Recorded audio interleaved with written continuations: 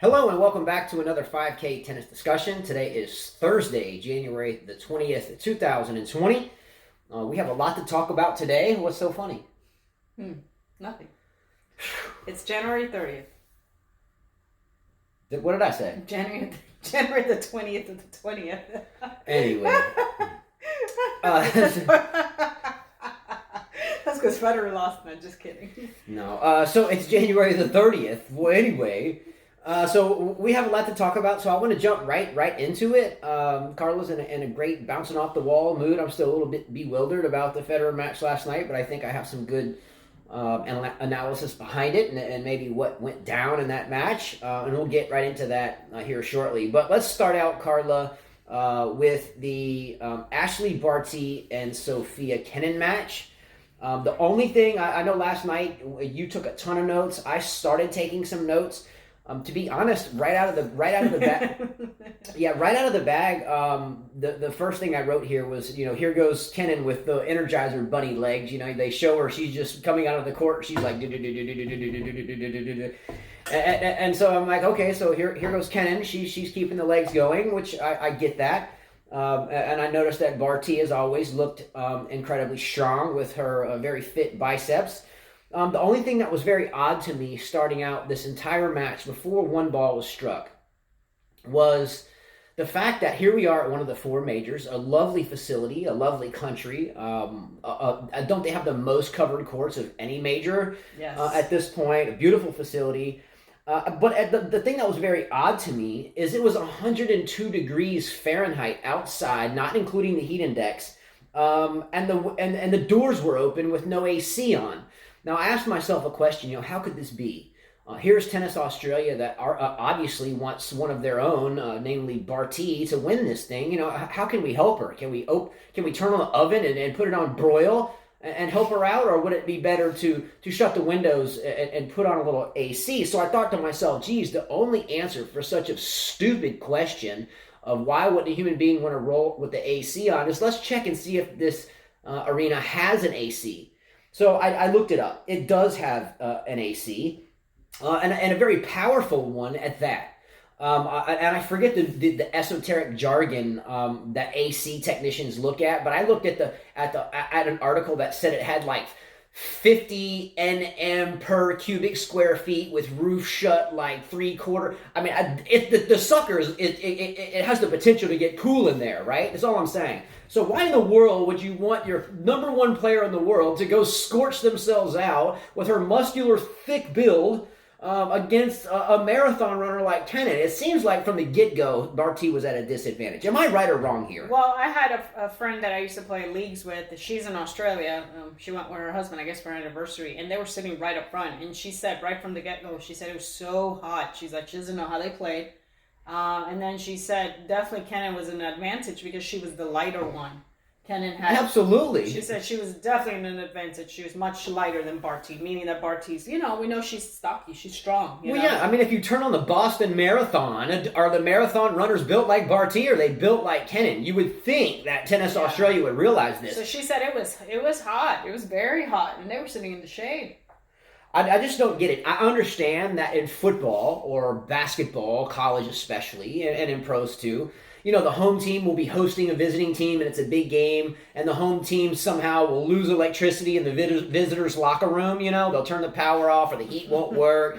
You get what I'm saying? But this is, I guess they want Margaret's Court as being the last Australian Open ever to win. This was like ass backwards or bass backwards, because here you are, you got an AC, but you turned it off on your own home. Your own home favorite. You turn cheapskates. Gee, I think it was borderline insanity. They didn't have the AC on here. If it was a technical difficulty, gee whiz, delay the tournament. Whatever the excuse is, just shocking to me right out the gate. Though, and I don't know if it was because of this, because it was the heat. I hear the air. Your friend was there. The air was so thick and hot. There was no wind. you could cut it with a knife. Mm-hmm. Barty right out of the gate looked off. Both looked off. This was the worst match. This was the worst match I have ever seen in a Grand Slam in a long time, and I've seen some bad ones. Both of them looked really bad. They both looked nervous. They looked like they were missing a lot of balls from the beginning. I think we saw breaks right in the beginning. The slices were not even going over the net. They were like middle net, forehand shots, middle net. They weren't even clipping the tape. They said their strokes, you know how they do serve mile per hour, right? Was down by 7 miles per hour. And surely the hot, mucky heat didn't help anything out here. I wrote here a quick note last night that Barty was off, but Kenin wasn't great either. No, it was look, I had Wayne and Chia, I had Wildlife One sending me messages at the same time, B-Dog sending me a message at the same time saying, what is this? This is not tennis. I think Wayne and Chia said, Chris Evert, Graf, Navratilova, all of them would beat them right now the way they're playing. Right now. Just bad tennis. Another kind of an odd thing.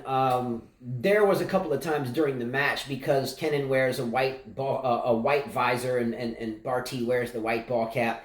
That if you weren't quite paying attention to who had the ball cap on and who had the visor on, they looked identical because they had the same outfit. We can tell the difference because we know their body types and we follow them all the time. But I would assume it was pretty difficult for the common tennis fan to tell the difference between the two because they looked like twins with their matching outfits. I don't know why Fila did that. There was a lot of ball hacking. Towards the latter part of the second set, Barty was scooping her forehand, hacking, and I wrote here she was down 6-5. First of all, Barty had many chances. She had two set points in the first set. She had another set point in the next set. She was down here, love 30, and kept chipping forehands. Then the best point that I saw in the match was at 15-40. Finally, they hit the ball. I said, I don't get why Barty has to slice so much, hit through your backhand. This is what I said in the beginning of her career. Great to have a slice, but let's hit a backhand. And she did hit one backhand, and it was down the line. Beautiful shot to watch. But I thought her slice was not effective at all. And here comes Kenin with her ugly slice. She has an ugly slice. It almost looks like she uses two hands, and then she lets go at the end. It's like a scoop. Ugly. Just awful tennis. I don't know what they were both thinking. I am a proponent of using the slice often. However, the problem with doing so, let's rewind that a little bit. The slice is an easier ball to hit once you learn it. I think it's a harder learning curve to hit it, but once you can hit it, then it becomes easier to hit than hitting the topspin backhand, a line, neutral, or to the corner. So we tend to slice it and change up the pace a little bit. But what Sofia Kenin is really good at doing is using that ball and thumping that ball, coming over it. A lot of players will chip the slice deep to change up the dynamics of the point. You know, if it's a bang, bang, boom, boom point, all of a sudden you throw the slice in there. You know, you kind of reset, you re-neutralize, you kind of reset the point, right? But Kenin has a way of taking that ball and not letting the point reset and using it to just thump. And she did that on numerous occasions. Now, I don't think she thumped the ball too much. She did some ball thumping, and I have the stats. I have the stats to prove it. Not many though. She was rolling a lot of her balls too.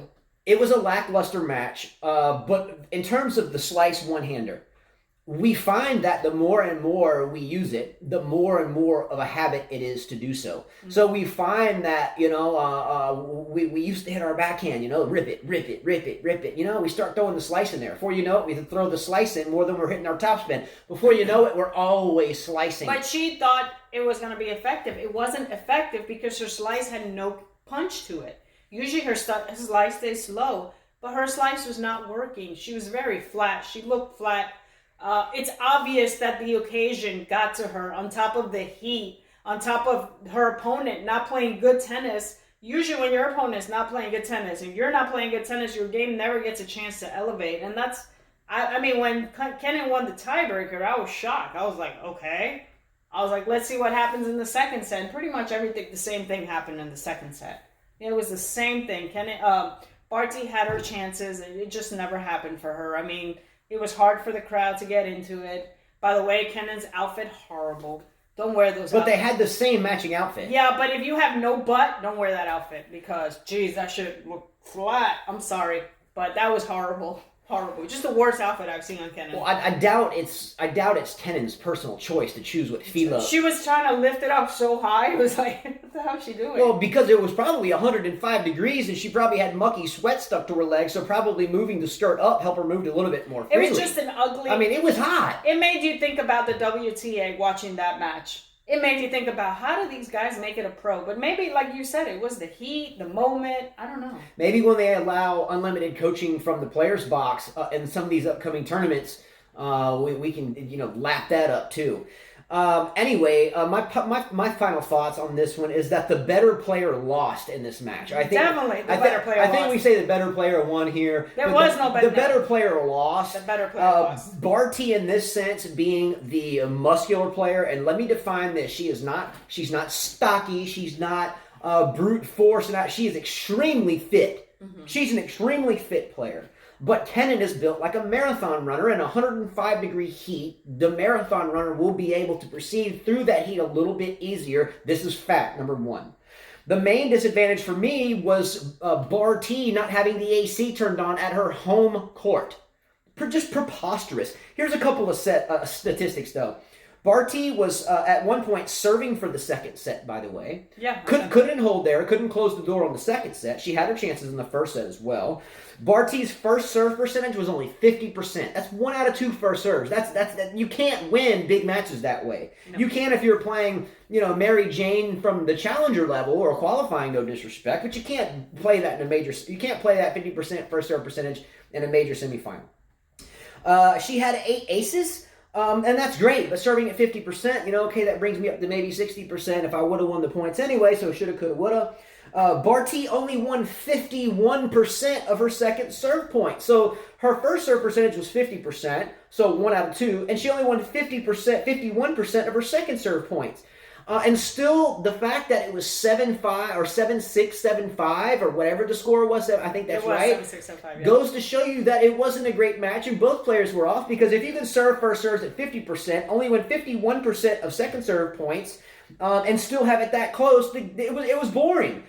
Break point. So boring, he went to sleep after the first set. Now, I recorded it and fast forwarded it to the commercial this morning. That's what I'm telling you. I think one viewer said, I'm going to go watch some videos instead. Barty converted only 1 of 4 break point chances. So in women's tennis, we always talk about here a break, there a break, everywhere a break. That's what happened in the next match. That's what happened in the next match. But in this match, there wasn't a lot of that. And in women's tennis, it's quite common to break. And so with that said, Barty having 4 break point chances and only converting 1 of those, that tells you she was off. Probably that she was just melting into lava.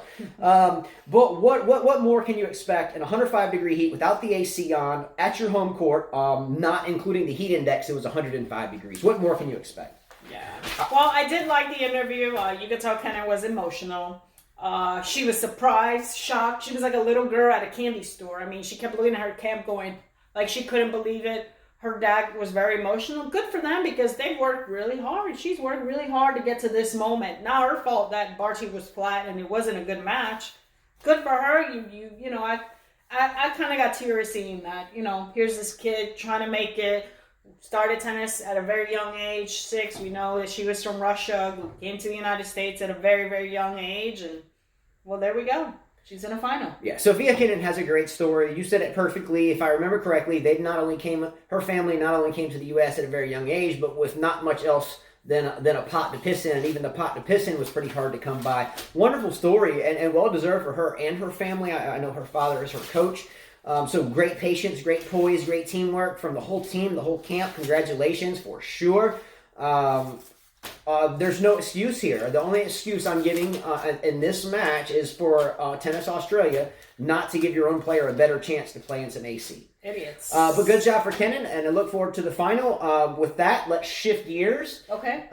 Into the Muguruza Halep match. All right. Okay. All right. Let's go. All right, on to the Muguruza match. This was actually a much better match, in my opinion. Still, though, the noise was crazy. A lot of grunting. Yeah. A lot of screeching. And guess what? Coincident. I don't know if it's coincident, but the score was exactly the same. 7-6, 7-5. Carla, we took notes separately on this, but we had our first note exactly the same. I wrote a little different version of that. I put Holy Screech and Squeal Fest. I broke out the screech level index indicator, which we have a little piece of equipment that detects the loudness of the squeal between a 0 and a 10. This one wasn't a record breaker, but it scored a 9.148376441. It sounded to me, and this machine tells you certain things like what is the most close thing in proximity to what it really sounded like, as a metaphor. So the little thing spit out like a fortune cookie piece of paper, and it said, sounded like an all-natural going into labor or childbirthing ward that doesn't do epidurals at the local natural hospital.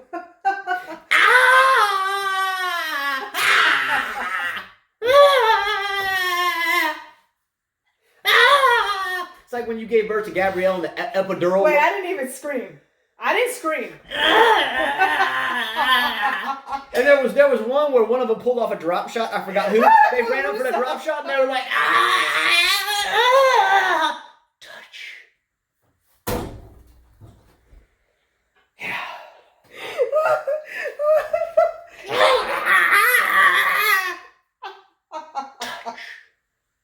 Caress the ball. After all that, Man, yours is way better because I was gonna say it was like going It was horrible. I don't even know how I got through the match watching all of that because I was really paying attention to all the points. So how I got there, I don't know. But Muguruza takes out Halep, which means that no one guessed this women's final because we have a Kenin Muguruza final.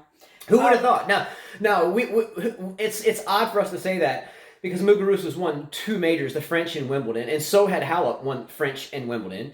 And here they are facing off against one another. And what do you get? Neither one of them, in a sense, I think, played their best tennis. No. Muguruza played really good tennis. And again, there was a heat factor here as well. Yeah, it was a tad lower though. It was definitely a tad lower. A smidgen lower, but 95 degrees. But these two are fitter. They're used to playing these type of conditions. Still should have been AC on in there. Definitely. Halep came out as usual with the same game plan. I said she served the first game well, 1-0.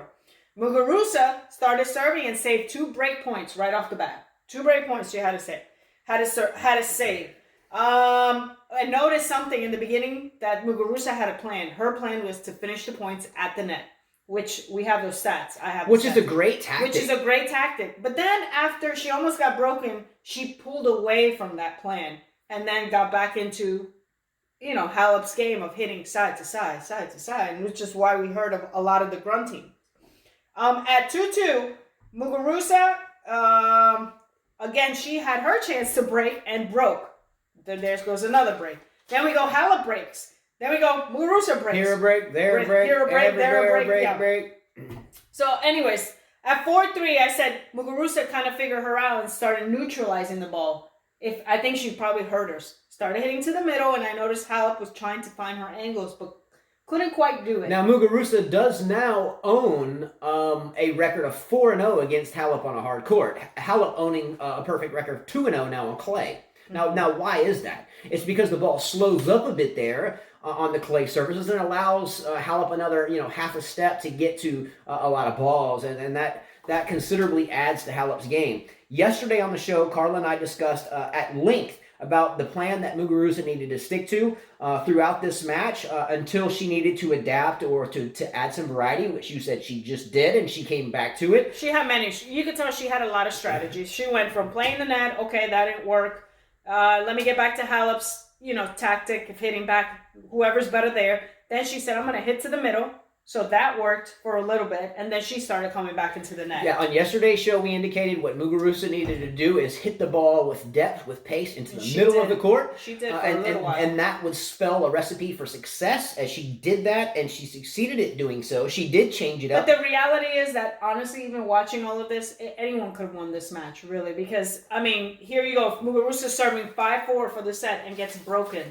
They go to a tiebreaker. Halep had her chances, by the way, to win this set and couldn't capitalize in the tiebreaker. I can talk about this a lot, but, we watch a lot of strokes side to side, side to side. A lot of hard hitting, unlike Barty and Kenin's shots. These girls were actually running and hitting the ball. The only difference is that Muguruza knew when to come in and end the point, in my opinion.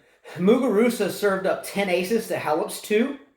Muguruza was only serving at 59% of first serves. Halep was serving at 72%. Now, sometimes with the women's game, the first serve percentage isn't all that telling because of the overall pace. 10 aces Muguruza had. 10 aces to 2 to Halep. Did anyone... did we really think Halep was going to serve more than 2 aces? This is beautiful statistics by you, Carla. I know you wrote hard on that. You're right there. The break points were almost identical. 4 of 14 for Muguruza, 3 of 13 for Halep. Total points won was 90 for Muguruza and 87 for Halep. So on paper, it was extremely close, but you just said it. What was the number one variable, Carla? Net points, 67%. And the other one that you just mentioned about the serve. Aces. The aces. Yeah, net points here. She was at the net.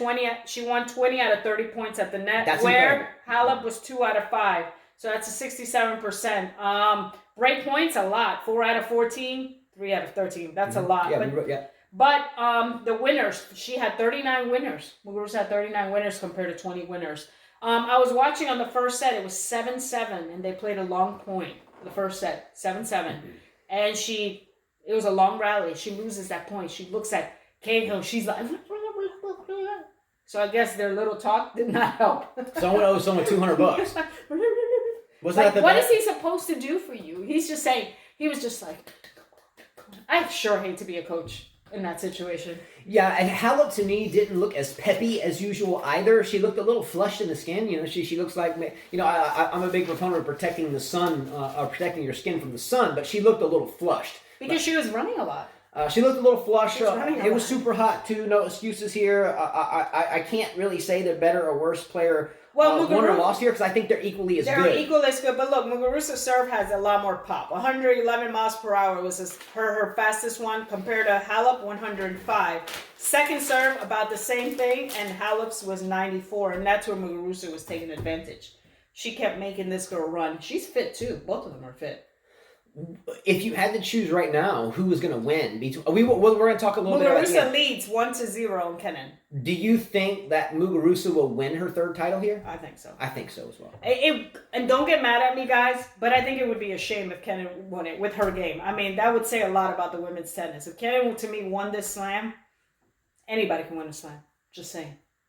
Sorry that it came out that way. And she's American. I want to root for her. But I don't think her game's ready for... When Andreescu won the slam, we were like, wow, she beat everybody. Yeah, she deserved to win now. Osaka, same thing. Halep wiped the court with Serena at the finals. You know a metaphor that kind of just popped into my head, and you guys can tell me if I'm crazy or not? But do you know who Kenin reminds me of her approach to the game and her rapid, spastic attitude on the men's side? Who? The way Kenin approaches the game kind of reminds me of Tsitsipas-ish. Not in the game and tactics in the one-handed and two-handed and this stuff, but just how spastic they are. Mm-hmm. You know, I mean, but here's my last thought on this match. She just doesn't have, to me, the serve yet. Somebody's got to take out that habit, by the way, eventually. Serving. Eventually got to take out that habit because... I don't know. I do think Muguruza wins this match. I do think experience. I do think having been in the thick of major finals before will pay off. And you know what? I would like to see a really good match. I don't particularly care who wins, but I think Muguruza... No, I wouldn't care either. I'm not rooting for any. But in paper, you would think Muguruza would beat her. I mean, if you look at her opponents, she had to battle through some tough matches. To me, in my opinion, she faced a lot tougher opponents than Kenin did. Kenin faced a Barty that was not there. All right, so what we're gonna do here, we're gonna change gears and we're gonna go into the Roger Federer Novak Djokovic match. I've got a lot written about it and I've got a lot of passion to put into it. So let's shift gears and get right into that. All right? Okay. Let's go. All right, so on to the Novak Djokovic versus Roger Federer match. I wrote down a couple of statistics before we even talk about this match.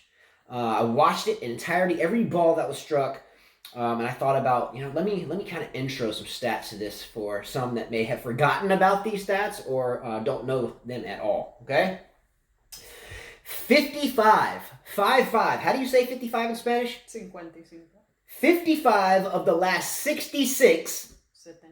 66. 55 of the last 66 majors have been won by the big three. Only Andy Murray won 3. Wawrinka won 3. Andy Roddick, Juan Martín del Potro, Marin Cilic, and Gaston Gaudio are in that list of 55, the difference from 66. Okay? In the last 834 weeks, that's 16 years, the big three have spent 793 of those weeks ranked number 1. The only player to have been ranked number 1 during a 41-week span was Andy Murray. Okay? Head-to-head, this was the 50th, how do you say 50, 50? 50th, 50th career meeting between Novak Djokovic and Roger Federer. Novak Djokovic leads that 26-23. In majors, Djokovic wins or leads 10-6. And on hard courts, Novak Djokovic holds the edge at 19-18. The last meeting these two played was in the Wimbledon final, where Federer went down in a blaze of glory in the 5th set, serving for it there. Shoulda, coulda, woulda. Didn't happen. Federer has 20 majors, 6 of them at the Australian. Djokovic with 16 and 7 of them at the Australian Open. Roger Federer has played 1,512 matches, not including last night's match, and has never retired in either or in any of them. Right, which was kind of silly to me that you guys would say, "Oh, he's gonna retire." He's not gonna play. I'm like, why would he do that? He would just might as well let Sangren win, you know. All right, so let's jump right into this match. Starting right out of the gate. As soon as the gates came out, Djokovic to me looked tight, and I'll explain why. There's been skepticism about Federer's health with his groin, his injury. So, Carla, if you are playing me and you're a heck of a good tennis player and have a lot of matches under your belt, vice versa, trained really well as you are, if you heard you were playing me, and you heard through the grapevine that I was laboring a leg or might had a little bit of injury, what would be your tactic coming right out of the gate? Would it be putting points together, setting points up, or would you be trying to test that leg out and move? Oh, no, I'm going to move you around. You're going to move me, right? Yeah, that's the first thing you do. All right. Yeah. So starting right out of the gate, Djokovic, if you noticed, was misfiring a bit. Now, remember, I'm more of a Fed fan than I am a Djokovic fan. I am pro-Djokovic because, at this point now, because I understand Federer is he's 38 and his body's more than likely had enough. But I don't really buy into so much of the groin injury thing. However, Djokovic, surely from a team perspective, his team, Vajda and him and the rest of the squad, were buying into these practice sessions being canceled, the pre-match warm-up being canceled because of groin. The first thing we're going to do, as Carla just said, we're going to go out, we're going to test those legs. We're going to move him. Mm-hmm. So when you are immediately changing strategy from, say, a Djokovic standpoint, from being a tactician and arguably the best returner that's ever walked the face of the earth, and if you look at some of Djokovic's freeze frame pictures on return last night, in other words, he's about to make contact with the ball on a return of serve, freeze frame picture. You can find these if you search for him. The way he stretches, gets off both legs, and he looks like Spider-Man. I mean, he is really a dominant athlete here. The Federer, healthy leg or no healthy leg, was not going to beat Roger Federer. I think Anissa Zoo, what's up, Anissa? I love this guy.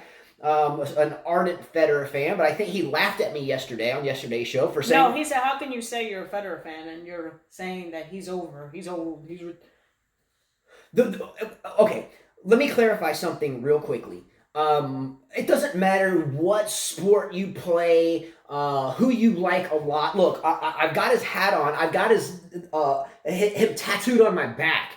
But there has to be a realization when it's come time to no longer be able to beat the best of the best because of simple father time. Okay, one of my favorite quarterbacks of all time, Brett Favre, played with the Green Bay Packers. The Falcons took him on, and then Jerry Glanville traded him like an idiot. He ends up in Green Bay, wins a Super Bowl, then gets shifted off to the Jets and the Vikings. Followed his career since day one.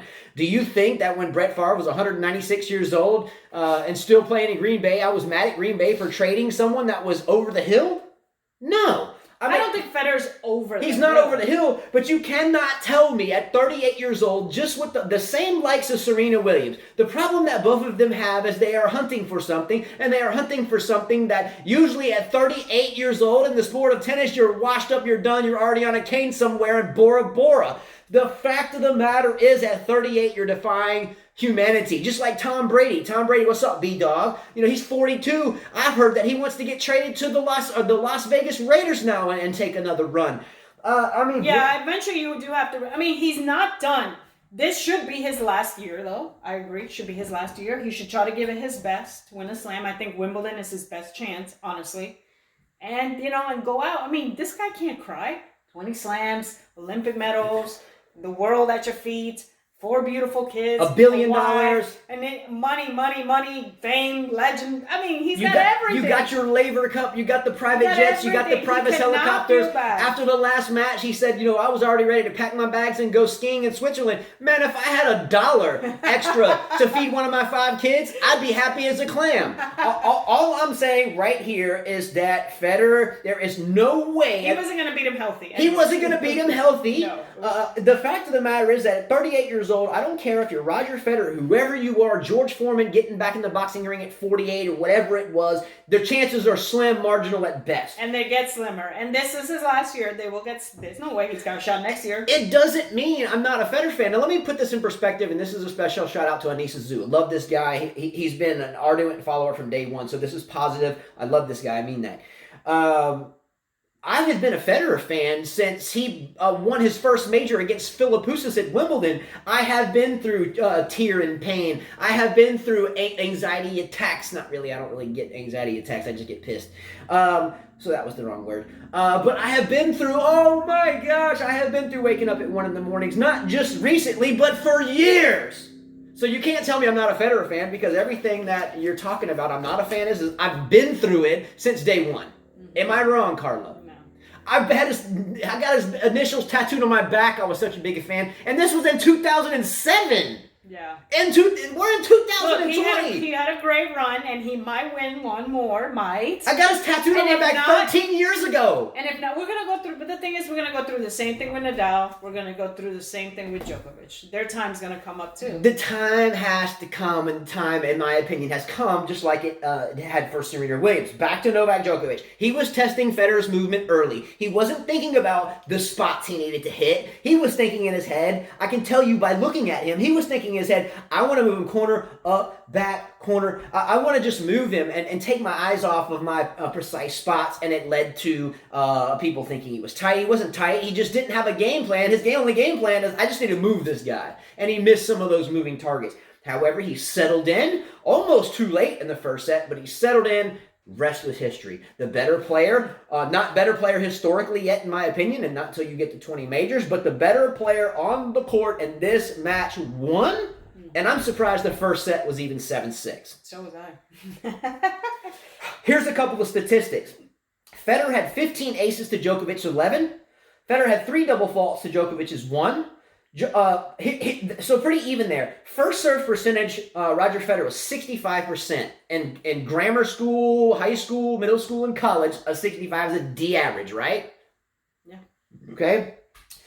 First serve percentage for Novak Djokovic was 73%. That's a C, still not stellar, but it's pretty good in tennis, right? I always tell our students when I teach them, especially the boys, I want a C average out here. I want a C average. If I give them 20 balls or 10 balls to serve, I want 7 out of 10 where I tell you I want them to be, or we're going to start over. Do I not do that to our students? Yes. I want a C average, or we're not leaving the court. Well, Federer was at a D. Djokovic was at a C. First serve percentage, 65 D Federer to 73 to Djokovic. Roger Federer, another D average. First serve, points won, 66% to 73% on Djokovic's side. Now, I get, hey, it's 67 to 73. It's not that far off. But one's a D and one's a C. What would you rather have? Huh? Okay, now, break points won. Roger Federer converted 2 of 7. Okay, typical for men's tennis. It'd be nicer to have 4 of 7 or 4 of 11 like Djokovic had. Okay, receiving points won. Receiving points won. Roger Federer receiving points 33 to Djokovic's 44. Of course. So you got a C average versus a D average in 2 categories. You've got a dominating receiving point stat.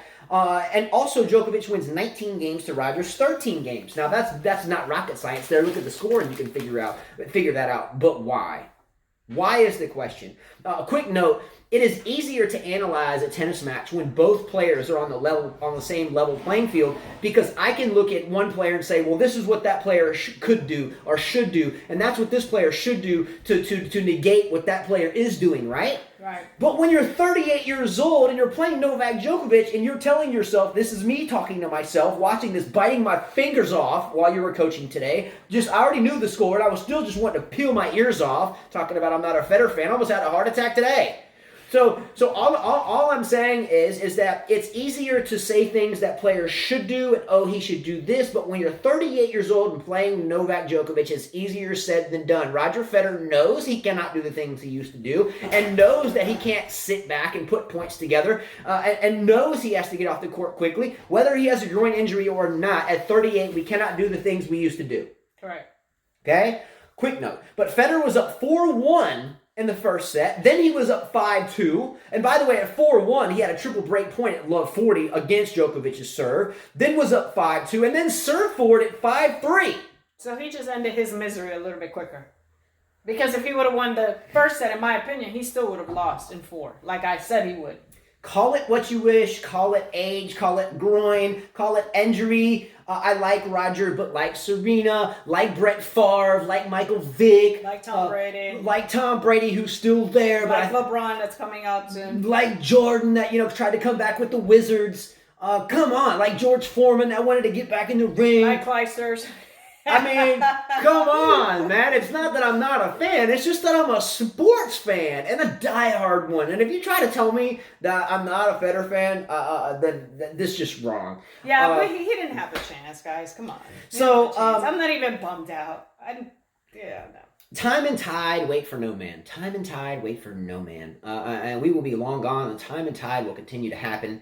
And tennis soon will be dearly missing Roger Federer, like the Serena Williams, just like sports have missed people for eons of time. Sure. Interesting fact, though, Roger Federer was able to attain his only third ever, in 50 meetings versus Novak Djokovic, his holding serve at love. In 50 meetings, Roger Federer has only managed to hold serve at love 3 times, and one of those times was last night. Awesome. Pretty good. Djokovic had 31 winners to 18 unforced errors. Federer, in my opinion, was trying to get to his 32nd major championship final. Okay, so Federer was trying to get to his 32nd major championship final with a 20-11 record in those finals. Shoulda, coulda, woulda. Del Potro. Who was it? Who caused the 11 losses in the majors? Nadal, Djokovic, Murray. Del Potro, Murray. And that's it. I think those guys. Yeah. Federer hit 46 winners. 15 aces, a whopping 31 unforced errors. Those started to accumulate up 4-1 or 5-2 in the first. But here's the biggest statistic for me. Roger Federer only won 15. 15 is in Spanish. 15. Federer only won 15 of 36 second serve points. I did read at the end of the match, though, Federer in some type of press conference or interview with a journalist or a media person, that Federer indicated before the match, this was after the match where he said this, after the match, he indicated that before the match, he thought he only had about a 3, how do you say 3? Tres. Okay. About a 3% chance of winning the match before he walked onto the court. That's true. Woo! I didn't make that up. Yeah, come on, we know you. Djokovic has looked unstoppable. From the first round to now the finals. And he waits his opponent, Tiem or Zverev. Hopefully it's Tiem, not Zverev, because then I'm definitely not watching.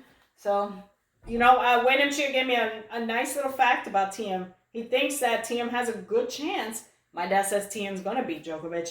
He said Tiem has the best recent record against Djokovic amongst all current players. Kyrgios does not count, as his 2 wins were in 2017 when Djokovic was recovering. Second would be Wawrinka at 6-19 in Djokovic's favor. Wawa won 2 of the last 3. He said, just check Tiem's headset. Tiem has won 4 of the last 5. Overall 6-4. Surprised?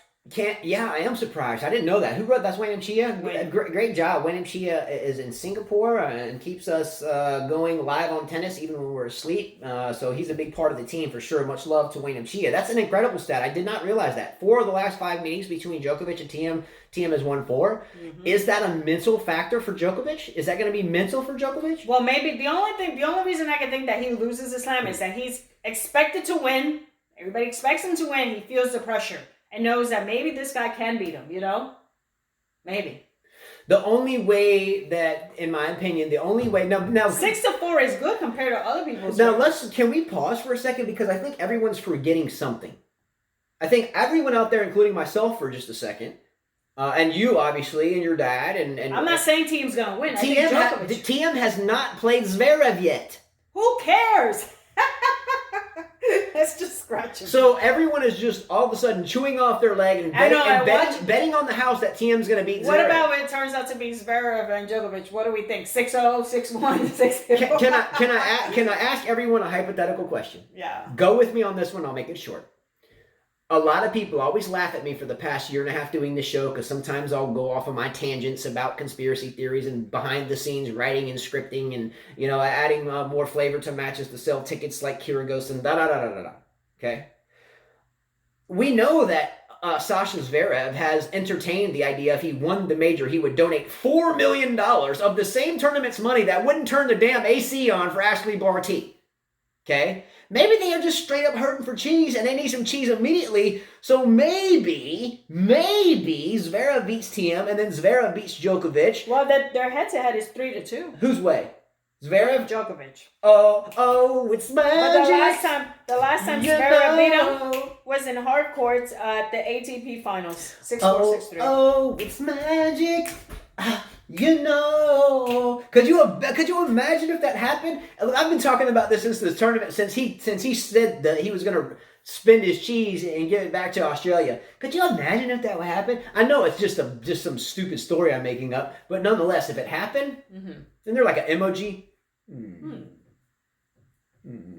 Could it happen? But we're here projecting the finals with Djokovic playing Thiem, but yet Thiem hasn't even played Zverev. We're all hoping for that because then it'll be a more interesting final. I might jump on Sasha, the double faulting Zverev with the string of luck here. I might jump on his bandwagon. Not really, because I really think Thiem would have the better chance based upon solely Wayne Chia's stats. Yeah. All right, real quick, couple parting questions. Will Roger Federer's major runs moving forward? Okay, his runs in the major tournaments, the 4, not anything else, be like Serena's now. They just may never get even to another final because there's still someone younger and more fit that can outlast them in front of them. I give both of them the best chance for both of them is at Wimbledon. Okay, answer these questions for me. Can Roger Federer beat Novak Djokovic? At Wimbledon. I'm just saying right now. He just... Oh, no. It's a rhetorical question. He just lost. No. Can right now, on a neutral playing field, Roger Federer beat Rafael Nadal? No. Can right now on a level playing field, both fresh off the box, body's fresh, slept well, ate well, whatever, nothing's hurting, can Roger Federer beat Medvedev? Yes. I don't think so anymore. Take him to 5 sets. Can a healthy Roger Federer, 38 years old, beat a right off the block, fresh off the box Dominic Thiem? Yes. You think that Federer is a favorite moving into Wimbledon based upon this performance? Yes, this is hardcore. I'm a fan and I disagree wholeheartedly. No. I don't think No. Thiem doesn't do well at Wimbledon. I'll make a bet with that bullshit bet right now. You want to take it? What? I guarantee I win so many, he never pays the price. Go ahead. We predicted a bet for this tournament, but it never happened. I can name so many others that you were supposed to do. But anyways. I will bet you right here, right now, that Roger Federer does not make the Wimbledon final. I'm not sure that he's going to make it. You're talking about You just guaranteed it. You said Dominic Thiem. He'll beat him if they face each other, yes. Roger Federer could hardly beat John Millman again. Oh, my God. You need to calm down. Like some viewer told you, your blood pressure is going to go up. Chill. Jeez, man. Because your skin is fair. So when you get pissed, you look like a little red tomato. Get more skin cancer popping out my eyeballs.